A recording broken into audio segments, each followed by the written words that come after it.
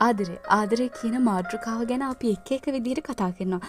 ආදරේ කියන්නේ මෙහෙමයි, ආදරේ කියන්නේ මේකයි, මං ඔයාට ගොඩක් ආදරේ, මං ඔයාට මෙච්චරක් ආදරේ, මම මේ මුළු ලෝකෙටත් වඩා ආදරේ, මම අහස තරම් ආදරේ, මම එයාගේ කොණ්ඩෙට ආදරේ, මං එයාගේ ඇස් දෙකට ආදරේ, මං එයාගේ හිනාවට ආදරේ, මං එයාගේ කතාවට කියවිල්ලට ආදරේ, මම එයා හිතන විදියට ආසයි, අඳින පළඳින විදියට ආසයි, මට කියාගන්න බැරි තරම් එයා වෙනුවෙන් ආදරයක් තියෙනවා.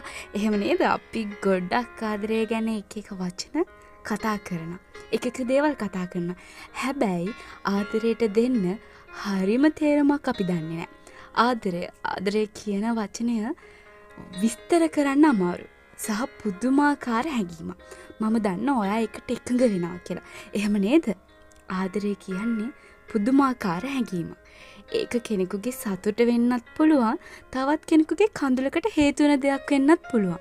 මේ දේ ඔයාට මට තේරුම්ගෙන අවසන් කරන්න බැරි දෙයක්.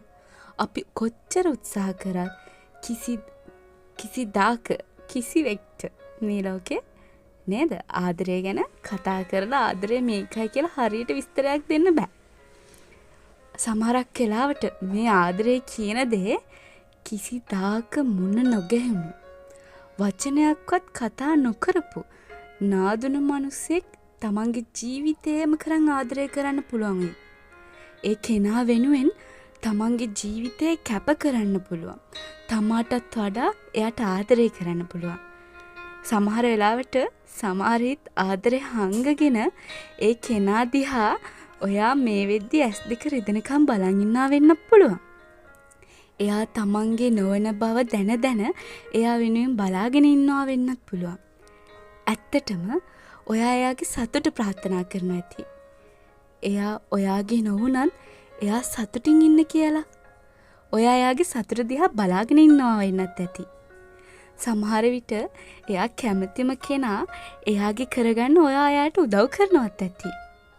හිතේ ඇතුලේ වේදනාව හිර කරගෙන ඔයා එයාට ආදරය කරනවා ඇති.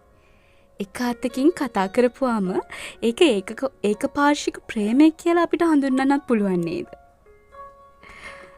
ඔයා මොකද හිතන්නේ? මම මෙහෙම ආදරය ගැන කතා කර ඉන්නකොට මට මෙන්න මේ වගේ නිසදසක් හම්බුණා. ඒ නිසදස වත් එක්ක බෙදාගෙනම අදට මම නවතින්නම්. නිසංසල මද පවන් සියුම්ව මගේ කොපුල් සිප විලම්බිත සිතුවිලි මගෙන් ඈතට රැගෙන ගියේ නැවත වරක් මා හමුවට නොයන ලෙස අවවාද කරමින්. හුදෙක් එය අවවාදයක්ද තර්ජනයක්ද යන්න ගැටලුවක් නොව.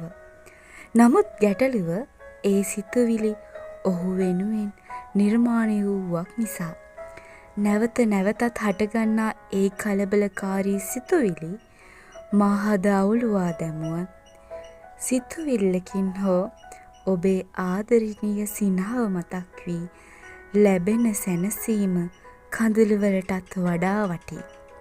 తాවකාලික වූද හිමි නොවූ මා තුළින් ගිලිහුණු ඒක පාර්ශ්වික ප්‍රේමය ලෙස නම් වූ එයට මා තවදුරටත් ප්‍රේම කරමි.